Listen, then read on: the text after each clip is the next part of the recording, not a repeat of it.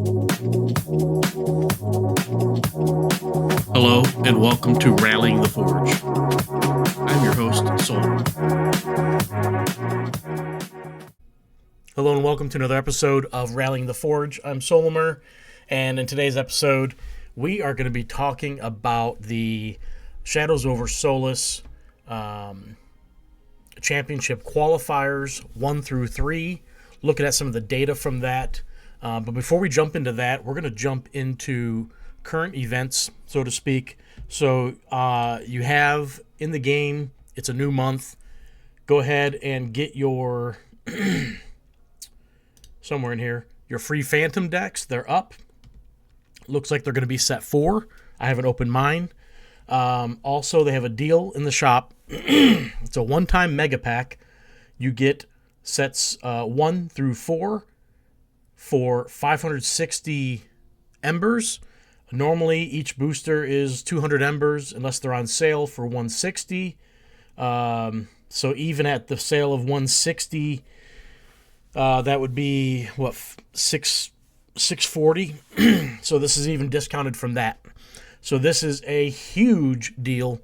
I'm definitely going to be buying that and seeing what we get. It's going to be interesting seeing all the decks at once. I don't know how it's going to do it, but really cool. So check that out. They also have an event going on, Shadows Over Solis tournament.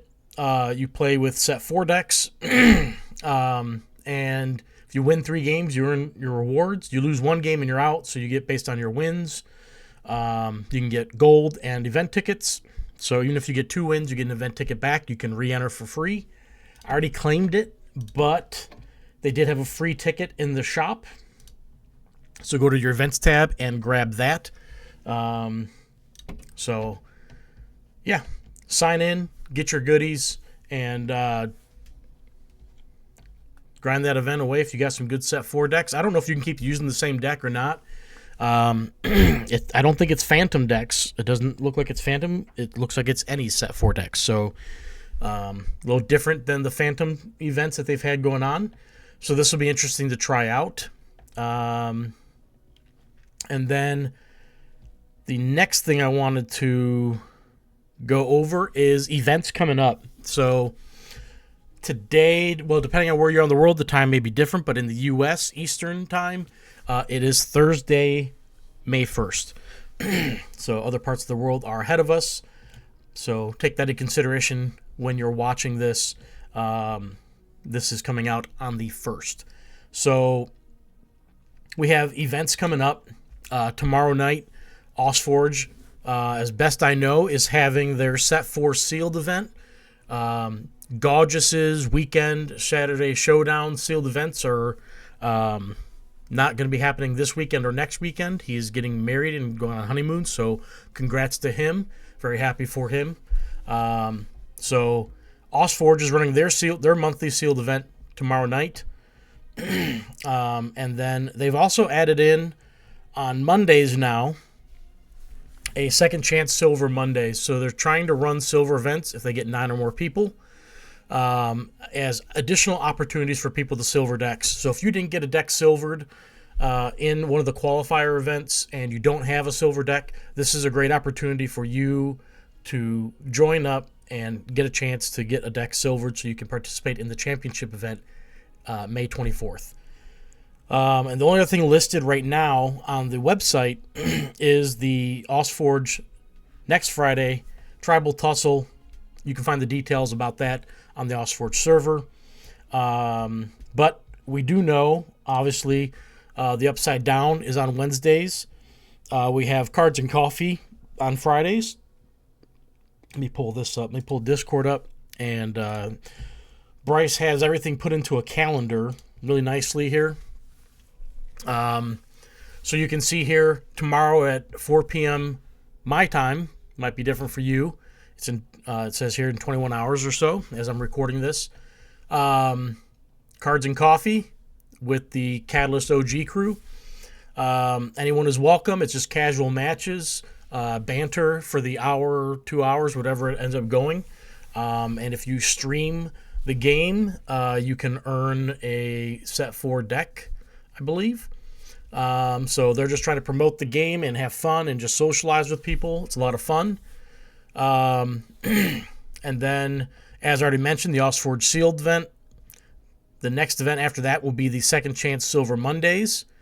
Then we have the Upside Down, which is a constructed event. I think they're bronze. I don't know if he's going to up them to silver as well to get an opportunity for people to get more silver decks if he gets 9 or more. And then we're back to Cards and Coffee, SolForge event, and whatnot. So this is the calendar for the rest of the month. I don't know if he's got everything input, but it looks like he may. So you can go to the SolForge server and go into event info and see this. And yeah, so really exciting. A lot of events going on. Remember the 24th. Does he have it on here? Yeah. It's actually a gold event on the 24th. So only silver and gold decks can participate. It's not up yet, or it's not posted yet, so we can't sign up. But there is a huge mega prize pool for that event. So bring your best deck, give it your best shot.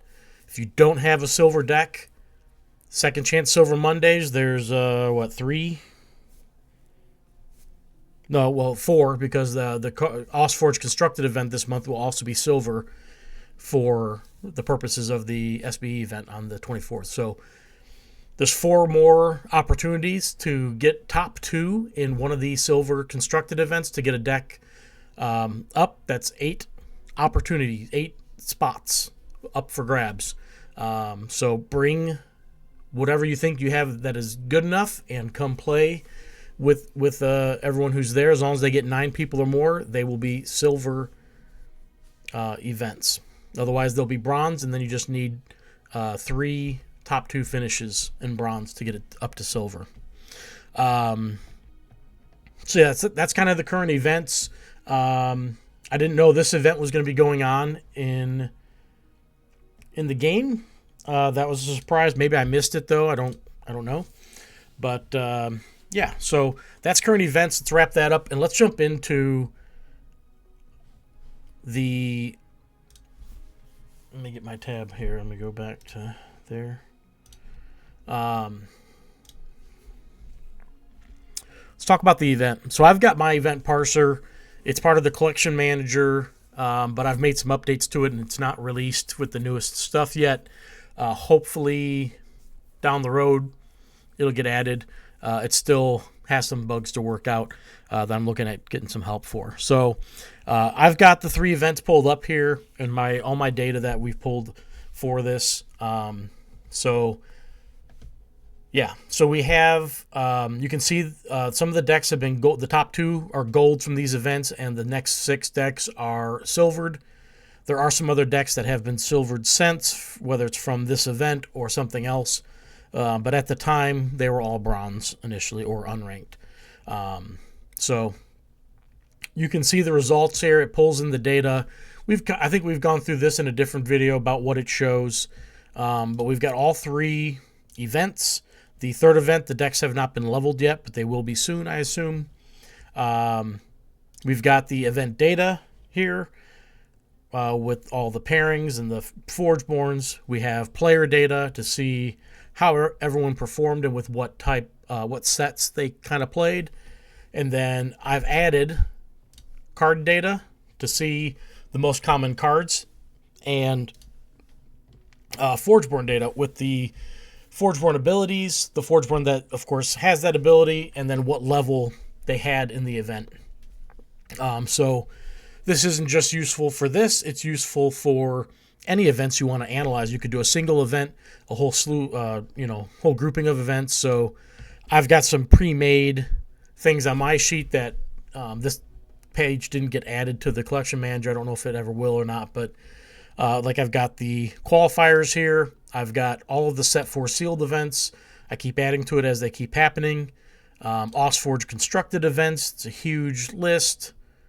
I've gone back and looked up storyline events, Ultimate Championships, the World Championships, Gaudrus's Quarter 1 sealed events, and now Quarter 2 sealed events will be on here. So I've got a little preset of stuff if you ever wanted to see some data. You know, we have some of those IDs. So looking at this data, we'll go through each of the events probably afterwards maybe and look at a few things, but I wanted to look at the event data right off the bat. And so the first thing is there was 107 participants over the 3 qualifiers. But only 106 we have deck info for. There was one person who couldn't submit a deck that played, so we don't have their deck info, so it's not counted. But out of the 106 participants that we have data for, 87 of them played Nekrium. That is a massively high rate. That's 4 out of every 5 decks had a Nekrium half in it.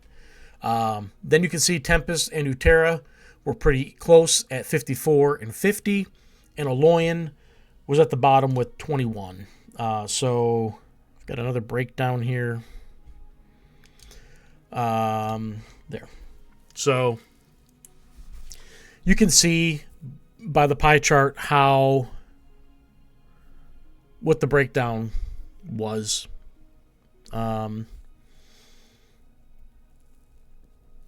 So obviously it's quite striking. It's not surprising, but it's you know, you can definitely see Aloyan is lacking. Nekrium still dominating. Uterra and Tempys. You know, we'll get into what I think and why I think those factions were what they were.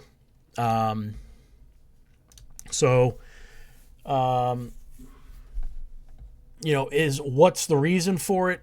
Honestly, Nekrium through and through is one of the best factions. So you have set 1, it's great. Set 3, it's great. Set 4, it might be the best in set 4. And set 2, I don't want to say it's the top, but it's not weak, it's not bad. It's definitely strong. I think set 2, though, really belongs to Tempys, primarily because of RSC, but you know, opinions can vary on that. So some of the other data you see here that we have, you can see the faction pairings. So only 2 people played Aloyan Tempys. Really low. Aloyan Uterra, 6.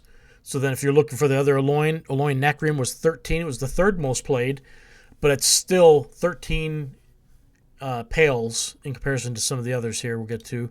Tempys Uterra was only 11. So the top 2, Nekrium Tempys was 41, and Nekrium Uterra 33. I was kind of surprised that Nekrium and Tempys was the top pairing, but I'm guessing that's going to be largely because of Nova, which we have the card data to see exactly how many of those were Nova pairings, or at least could be Tempys Nekrium Nova pairings, which is more than likely going to be the case. But 41 and 33, and then it drops off down to 13 and 11. Let's see here.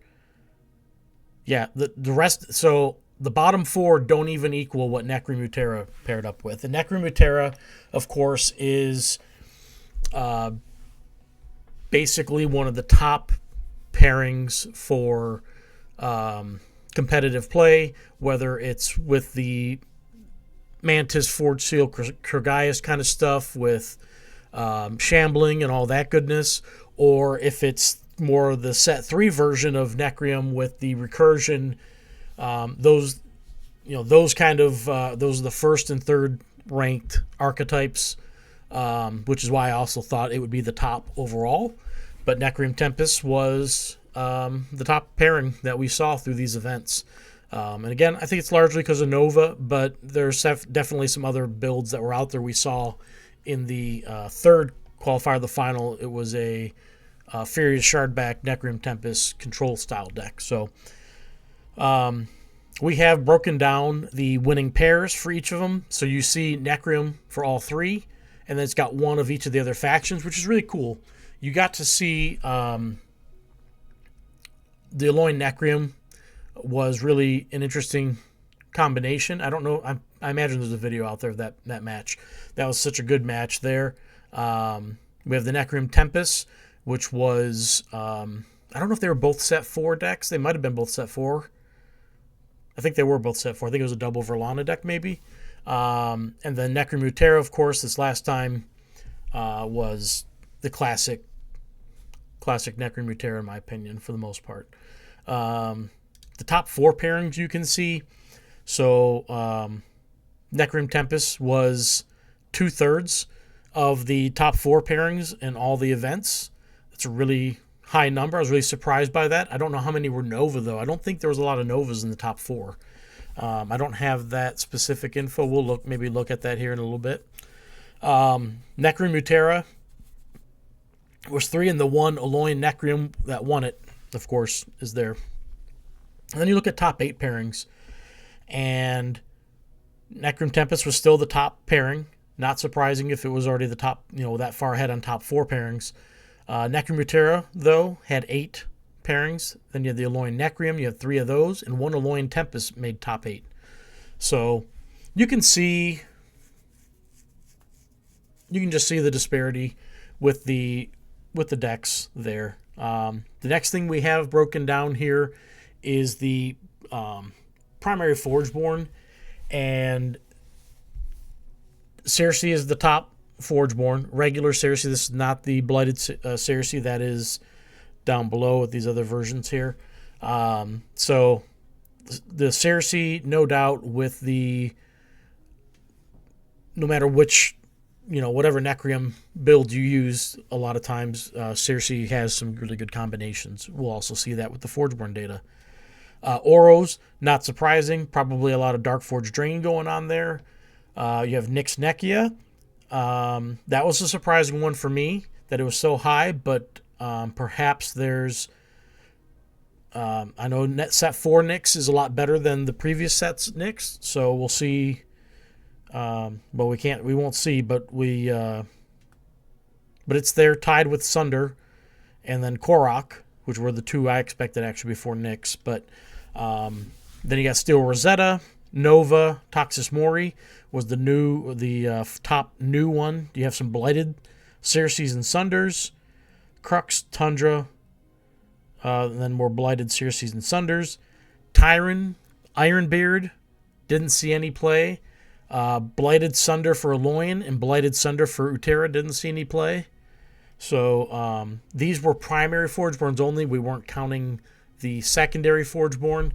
The only time we did that was if they used a Forgeborn who had Inspire. I think that's Steel Rosetta has Inspire, and we tracked maybe what ability they would have gotten then from it. So then we break it down by the sets. So how this worked was each half deck accounted for a half point towards that pairing. So you can see there's equivalent of 20 whole decks of Nekrium Uterra set 1. Then Nekrium Tempys for set 1, Alolan Uterra, and you can see the numbers. I don't need to read them all off to you.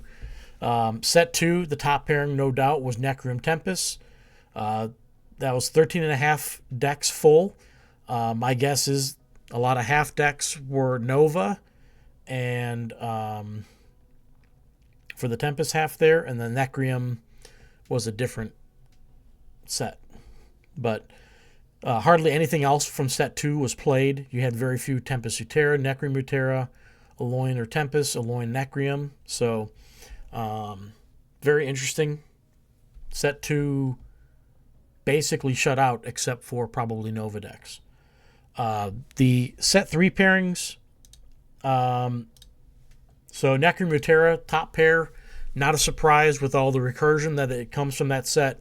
And then Nekrium Tempys was not far behind at 5.5, 3 points behind. And then Alolan Nekrium, 2.5. So very few combinations coming out of set 3. And then we got set 4, which I feel like the second qualifier, which was right after set 4 release, had a lot of set 4 decks in it. A lot of people were playing set 4, I feel like, and that's where most of this probably comes from. But Nekrium Tempys was the top there, with Aloyan Nekrium the second one. That was really shocking to me as well. But obviously there's something there people are building or trying. Nekrium Tempys is definitely an aggressive pairing for set 4 decks, so not terribly surprised with that. But yeah, so we have all this data broken down by a lot of different things, so you can kind of see maybe what people are playing, what's been working. Obviously, with the events here, you can go back and look up the decks. You can see the half decks. You can see the whole deck. We have, obviously, all their data here. An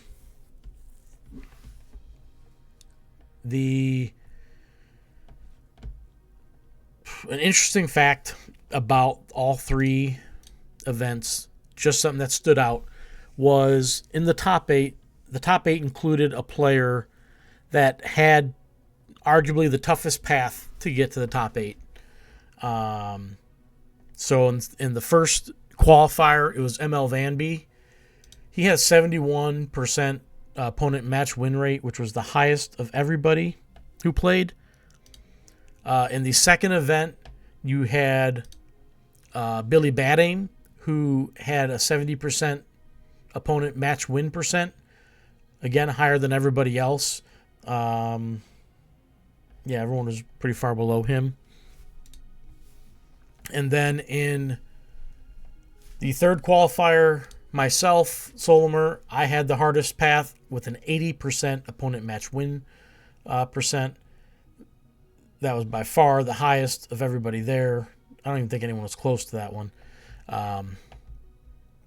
But it was just interesting. The person who did have the hardest path, they made it. And I think, were they all 3-2?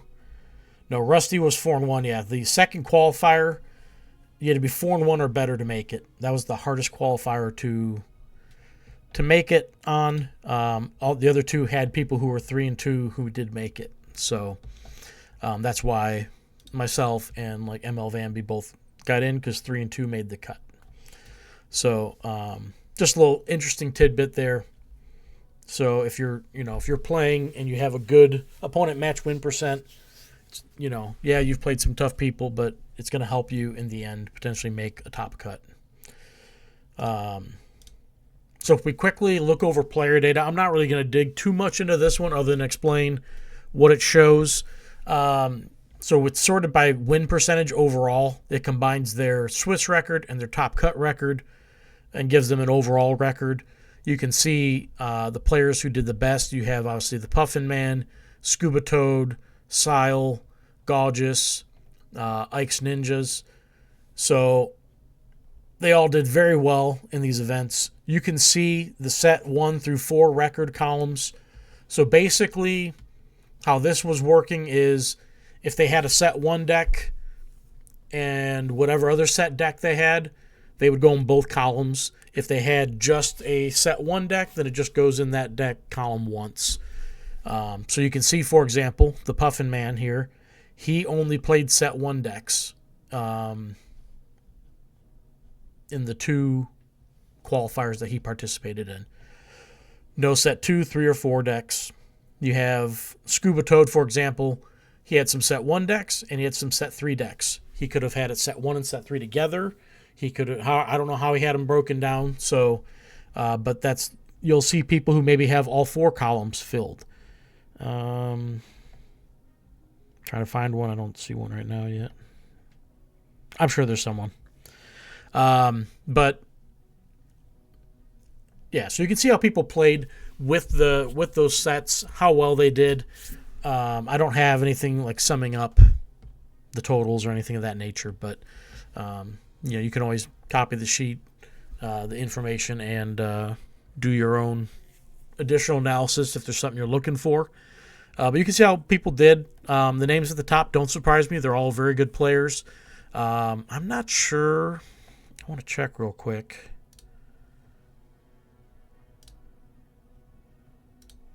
Okay.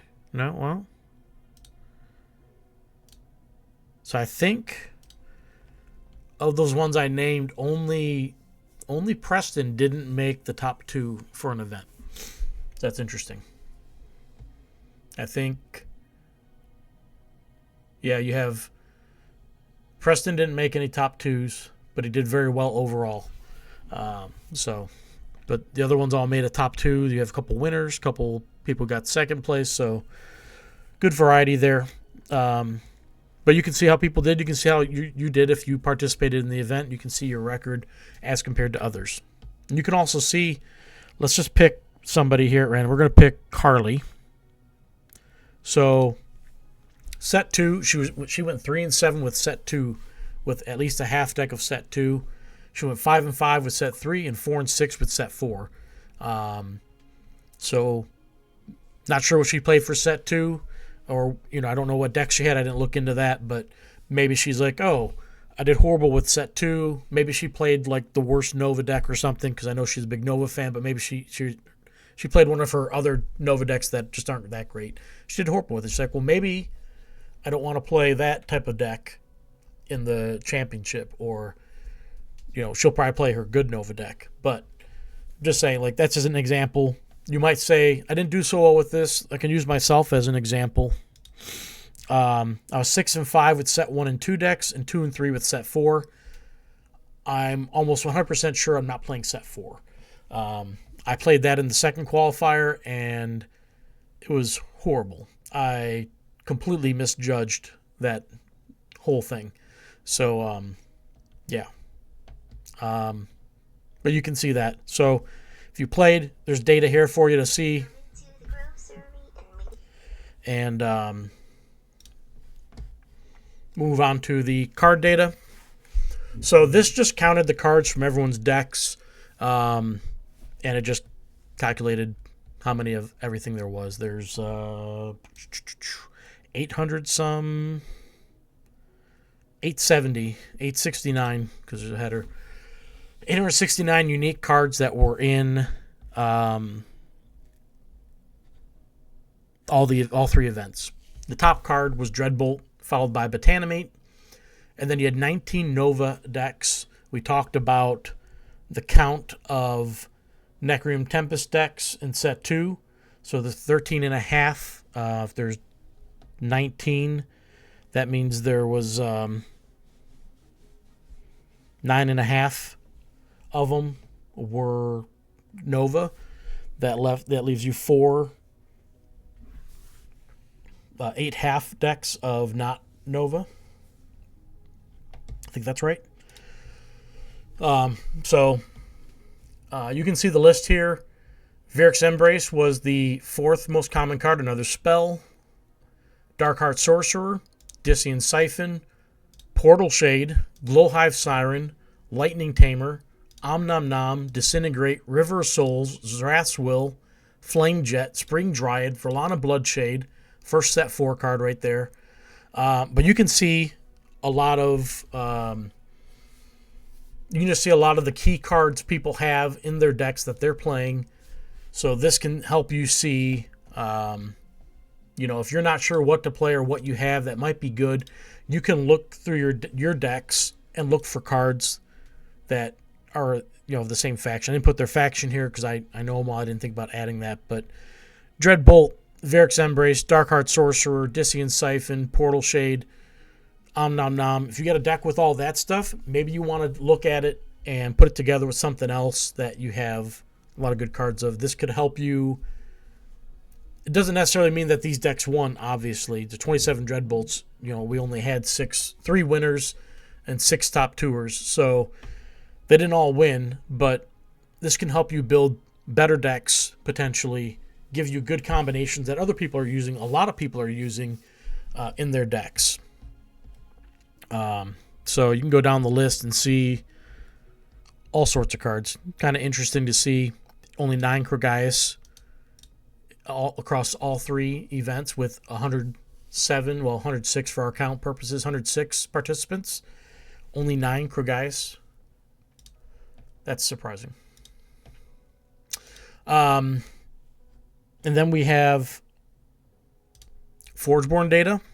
So we have the ability, what level it was on whatever Forgeborn. And we have a total count for how many. So you saw 13 soul siphons, 13 death touches, and 12 life drains. Those were all Cercee. Top Forgeborn, obviously, but that's a lot of those abilities that people are using, focusing on. It tells you kind of what they're building. You have Summon the Swarm for Sunder 12 times. That's a great ability for RC. You have Darkforge Drain, Oros, levels 1 and 2. There were no level 4 Darkforge Drains. Typically, that's not the greatest time to have a Darkforge Drain. You want it earlier. Level 2 or 3 is really nice. So, not surprised there. Army Commander for Cercee, Shapeshift, Oros, Stimbolt, Sunder, Frostblast, Sunder. You got, you go down the list. Because I didn't want to try to differentiate between which blighted person had what ability, I just had it put up all the ones that had it. So we had 7 dark portals, and I think we had 6 different blighted Forgeborns with that ability. So one of them were duplicated, obviously. We had 6 Tinkers. But you can go through the list. If you go down, you'll see Inspire. So we had Inspire with Anova's Might was the replacement ability for it. And then we had Darkforge Drain for it in 2 cases. The Queen's Knife one time. That's all the Inspires we had. We had 5 total Inspires.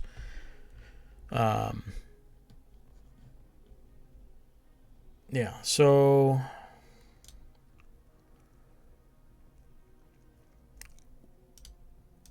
I'm not going to count again. I'm going to try and use my memory here. I should have wrote it down. I didn't. So in the first qualifier, I think all but 3 decks had a Nekrium half. There were only 3 decks with no Nekrium in them, which is kind of crazy. And the next one, I think we had 9 that didn't have it, and 7 in the third event didn't have a Nekrium half. We had so many Nekrium decks. It was just kind of crazy.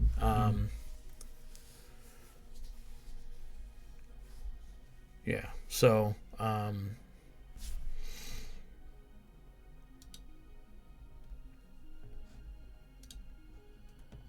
if we, what does all this tell us? Across all the events, I think we counted. It's on this page that it has it. So we had 60 unique participants.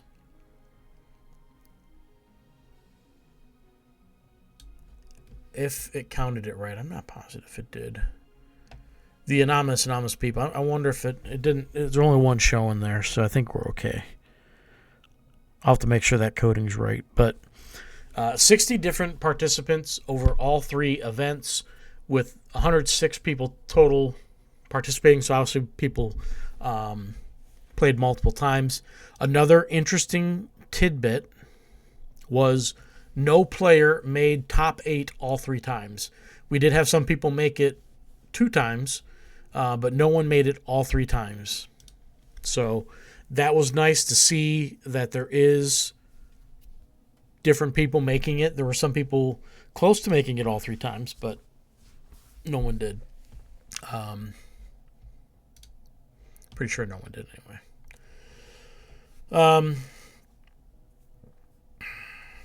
So if you look at the data though, people talk about what's the new meta, what's the new competitive stuff with set 4 there. So a double Verlana deck did win the second qualifier. I think that qualifier was very heavy with set 4. See if I can't tell for sure. I mean, by some Forgeborns you can tell, but I really can't tell overall. That's just an assumption based on what I recall from looking at it before. I do see a lot of the blighted Forgeborns here. I do see Toxis Mori. So I really feel like this one was not an exact of what we should expect to see in the championship event on the 24th. I think more like the first or third qualifier is more likely what we're going to see a lot of. I think for as far as how the meta looks, I still think Nekrium Uterra is the top pairing. The life gain and drain, whether you have Mantis, Forge, Seal, Krogaius or not, I think it's just so strong. A lot of those good ones, a lot of those good decks are, they can outlast everything else for the most part. It's gonna be interesting to see how that works out with everyone bringing gold and silver decks. I think you'll still see some RC decks. There are some really, really, really good RC decks out there. I'm looking at you, Peter. So I expect to see RC decks. I definitely expect to see at least a couple set 3 based recursion Nekrium Uterra decks. Maybe even potentially a Soul Reaver deck or two. I know there are some good ones out there. They also kind of, the ones I've seen still have the recursion aspect of them, but I do expect to see some of those. There could be some set 4 pairs we see. I don't know if Gorgeous is going to run back his double Verlana or not, or if he's got something else he's going to play. There may be other people who have silvered set 4 decks that want to play those decks as well. I just don't think they have enough to compete. It will be interesting to see. It's possible we could see like a Glacier deck for set 4. So those are the possibilities. We could also see Isaac ran the Fairy Shardback control style deck. We could definitely see some of those. That's a possibility. He did really well with that. And then what else could we see? You can't do infinite loops in the client because of the timer.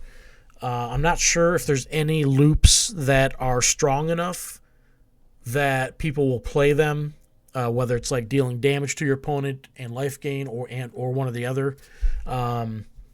It's possible someone could try to do that if they've got something that can do a ton of damage. If they maximize it, maybe they can finish off their opponent in that 3 minutes. So I don't anticipate seeing any infinite loop decks. And then it's possible we could see, it might just be Jed, but the Scientist deck that he played and won the first qualifier with. If you haven't seen that match, I highly recommend going out and finding it. I believe it's on his YouTube. That was a clinic in how to play the game. He was playing chess while everyone else is playing checkers. Even Scuba Toad, who's a tremendous player himself, he was in awe of Jed's moves, and he was like, there was nothing he could do. Jed played out of this world. So be interesting to see if we see that deck back, or he's got some other good ones as well. So it's going to be interesting to see what everyone brings, but I expect what I've already said, basically. I really do expect it to be that. I don't think we're going to see anything kind of off the wall or brand new that no one's seen or thought of. There is a Verlana Rallying Captain deck out there that looks pretty sick, but I don't know if it's consistent enough to bring to this event or not. For the person who I know has it, there might be more than just the one. But I really don't expect too many surprises. So as far as I'm concerned, set 4 hasn't really changed anything with as far as the meta goes. It's the warrior synergy stuff maybe has maybe gets added to the list, but I don't think it's knocking any of the top 3 off their perches. From 4th on down, maybe things shuffle a little bit, but the top 3 I think are I think those are pretty solid right now. And I think, I know they had on their chart the infinite loop stuff. I really think that's like a special case. And, as far as Are they consistent enough? This and that. You know, if someone brings one of them, they really do have the chance to win it all if they get their combos going off. So that's more for physical, though. That's not really for the client because you can't do it in the client. So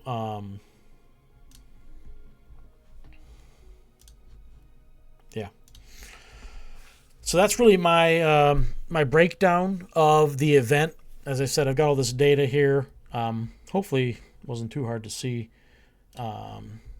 But I gave you all the numbers that I think were pretty relevant. We looked at the card data, Forgeborn data, and each of the events we looked at, like you can see here, kind of crazy. You look at the top 6 decks for top 6 finishes for the second qualifier, and they all have Tempys. I don't know how much of that, like I said, was set 4, but it's very interesting to see. And then set 1, we talked about all but 3 decks had Nekrium. It's crazy. The third qualifier, I don't think I saw anything interesting other than all the top decks had Nekrium in them. But as I said, it was 87 out of the 106. That's it's a large. That's 4 out of every 5 decks over 3 events, large events. We had 38 participants, 39 participants, and 40. No, we didn't have 40. We had 30 participants in the last one. So we had a bunch of people who couldn't make it, obviously, unfortunately. But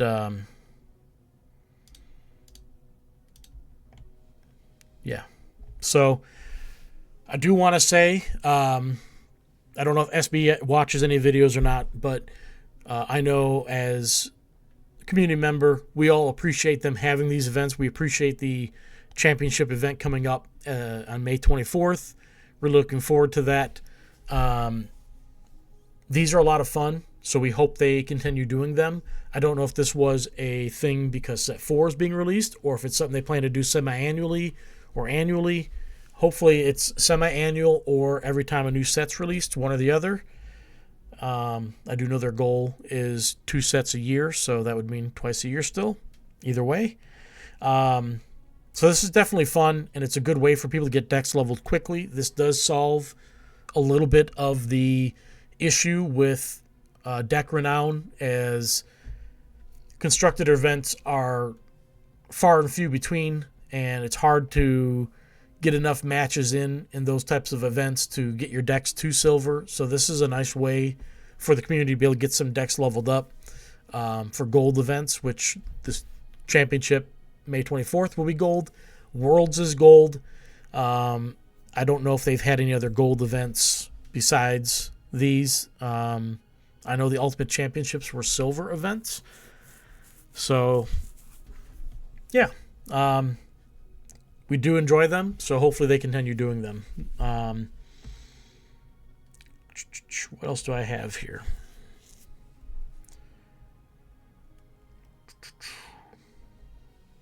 I think that's it. I think that's all I've got. It's all my notes, everything I wrote down that I was thinking about when I was going to review this. I definitely think it's going to be extremely hard playing on the 24th, and yeah, it's gonna be rough. People are gonna bring some really good decks. Looking forward to it though. I don't think they've released info. I'll double check real quick.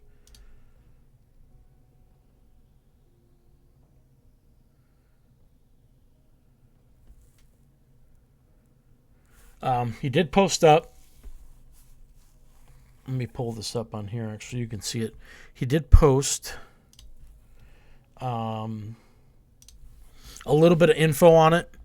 One of your half decks you use in this event must be silver or gold. Only one half deck. So, oftentimes when you're leveling up a deck, both halves are being played together, and then they level up together. but maybe you find a better half for one of the halves, and now you have a new blend. It still takes the highest deck renown for the combined fuse. So this is allowing you to have just one half be silver or gold. You don't have to have both halves silver and gold. So he talks about the opportunities that we talked about to level your decks up to silver. He talks about trading people for silver decks and whatnot. He says on May 12th, that's when they're going to be able to sign up, and the prize information will be out. He's got the time. He's got the hammer time in Discord. So if you go to the main Discord under announcements, you will see the time in your part of the world, so you know what time the event is. So that's great. If you need a silver deck, keep your eyes open for the events that are going on. Like I said, they're not all posted yet. Bryce has them in the calendar, so you can see them all there. They don't have links, maybe? I don't know if this is going to link. No. So some of them have links. Some do not. So like the Cards and Coffee is not an event posted on the website because it's just a casual thing. But if there is an event posted online, you can see here, if you hover over this button here, this return key, it gives you the link for the event. You click it, it's going to go to it. So as they get posted, I'm sure he will have links for them. He's got some links for some that aren't showing up yet. So he's got a code there that isn't active yet. So I'm sure he'll get it fixed once it's posted. But yeah, so I really talked as much as I can. I don't want to. I can ramble on forever about random stuff. Don't really want to do that to you. I do encourage everyone to come out and support these events.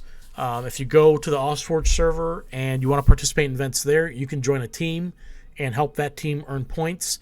The team with the most team points at the end of the quarter or the season, as they call it, they get deck codes, I believe. Everyone gets a deck code.